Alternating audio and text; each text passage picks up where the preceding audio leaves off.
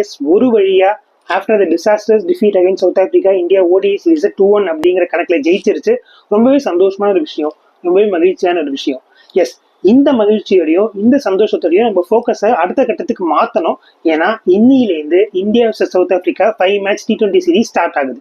இந்த வீடியோல என்ன பண்ண போறோம் அப்படின்னு பாத்தீங்கன்னா, இந்தியன் பிளேயிங் 11 இருக்கும்ல, அது என்னவா இருக்கும் அப்படிங்கிற என்னோட பிக்ஸை நான் சொல்ல போறேன். ஸோ உங்களுக்கும் பிக்ஸ் இருக்கும், உங்களுக்கும் கருத்துக்கள் இருக்கும், அதெல்லாம் கமெண்ட்ல போடுங்க, நம்ம எல்லாரும் படிச்சு தெரிஞ்சுக்கலாம். ஓகே, பிளேயிங் 11 பார்க்கறதுக்கு முன்னாடி எனக்கு இந்த ஸ்குவாட்ல கொஞ்சமா ஒரு கன்சர்ன் இருக்கு, அதை பத்தி மட்டும் என்னன்னு பேசிடுறேன்.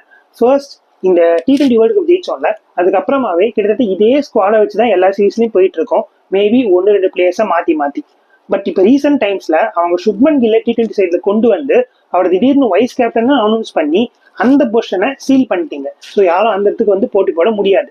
பட் இப்ப நடந்த ஓடிஐ சீரீஸ் சுப்மன் கில் இன்ஜுரினால ஆடல, அவருக்கு KL ராகுல் தான் கேப்டன்சி பண்ணாரு. அப்படி இருந்தும் அவரை இந்த ஸ்குவாட்ல இன்க்ளூட் பண்ணி வைஸ் கேப்டன் நேம் பண்ணிருக்கீங்க. எனக்கு சீரியஸாவே புரியல. ஸோ மேபி அவர் இன்ஜுரியிலேருந்து வந்து இந்த சீரீஸ் ஆடுவாரா, இல்லைன்னா கடைசி நேரம்னு சொல்ல முடியாது, ஏன்னா இன்னைக்கு தான் லாஸ்ட் டே. ஸோ இன்னைக்கு ஒரு ரீப்ளேஸ்மெண்ட் பிளேயர் அனௌன்ஸ் பண்ணி அந்த பொசிஷனை சீல் பண்ணுவீங்களா, இல்லைன்னா மேபி நம்ம ஒன் பிளேயர் ஷார்ட்டாவே சீரீஸ்குள்ள போய் ஜெயிப்போமே அப்படிங்கிற ஒரு கான்ஃபிடன்ஸோடு இருக்கீங்களா அப்படிங்கிற ஒரு விடையே தெரியல. பட் என்னவா இருந்தாலும் இந்தியன் டீம் ஜெயிச்சா அது நல்லா இருக்கும். So with that set, let's look into the playing 11. Abhishek Sharma and Sanju Samson open the innings. ஏன்னா கில் இல்லாததுனால சஞ்சு ஓப்பனிங் வந்தா அது அவருக்கு ஆப்டா இருக்கும்.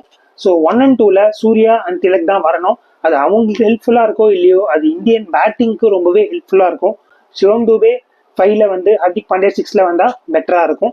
அண்ட் 7ல அக்ஷர் பட்டேல் வந்துட்டார்னா அந்த 7 வரைக்கும் இந்தியனுக்கு பேட்டிங் டெப்த் இருக்கும்.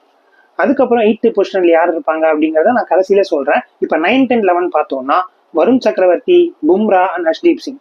இப்ப 8th பொசிஷனை கண்டிஷன்ஸ்க்கு ஏற்ற மாதிரி மாத்தி யூஸ் பண்ணாங்கன்னா அது இந்தியன்ஸ்க்கு அட்வான்டேஜா இருக்கும். ஏன்னா ஸ்பின் அட்வான்டேஜ் ஸ்ட்ராக்கா இருந்துச்சுன்னா குல்தீப் யாதவ் உள்ள கொண்டு வரலாம். இல்ல எனக்கு பேட்டிங் இன்னும் டெப்தா வேணும் அப்படின்னு நினைச்சாங்கன்னா மேபி அக்ஷரை 8க்கு இறக்கிட்டு 7ல ஜிதேஷ் சர்மாவை கொண்டு வந்து ஆட வைக்கலாம். அப்படி அதுவும் வேணாம், எனக்கு வந்து ஃபாஸ்ட் பவுலிங் ஆப்ஷன் வேணும் அப்படின்னு நினைச்சாங்கன்னா ஹர்ஷித் ராணா உள்ள கொண்டு வந்து அந்த பொசிஷனை சீல் பண்ணிடலாம். ஸோ இந்த மாதிரி ட்ரம்ப் கார்ட்ஸ் யூஸ் பண்ணி கொஞ்சம் ஸ்ட்ராட்டஜிக்கலா மூவ் பண்ணா இந்த சீரீஸையும் இந்தியா கண்டிப்பா ஜெயிக்கும். ஏன்னா இன்னைக்கு ஃபர்ஸ்ட் மேட்ச் கட்டக்ல நடக்குது, அப்புறம் புலன்பூர், தரம்ஷாலா, லக்னோ அண்ட் அகமதாபாத், இந்த மாதிரி ஒரு டிராவல் இருக்கிற 5 மேட்ச் சீரீஸை இந்தியா ஜெயிக்குமா இல்லையா அப்படிங்கிற உங்களோட கருத்தை கமெண்ட்ல சொல்லுங்க. நட்டு இந்த பிளேயர் வேணாம், இந்த பிளேயருக்கு பதிலாக இந்த பிளேயரை மாத்தினா கண்டிப்பா ஜெயிக்கும் அப்படிங்கிற மாதிரி ஏதாச்சும் கருத்துக்கள் இருந்தாலும் அதையும் கமெண்ட்ல சொல்லுங்க, நம்ம எல்லாத்தையும் படிச்சு தெரிஞ்சுக்கலாம். Let's hope Indian team wins the T20 series and enters the 2026 with the winning momentum.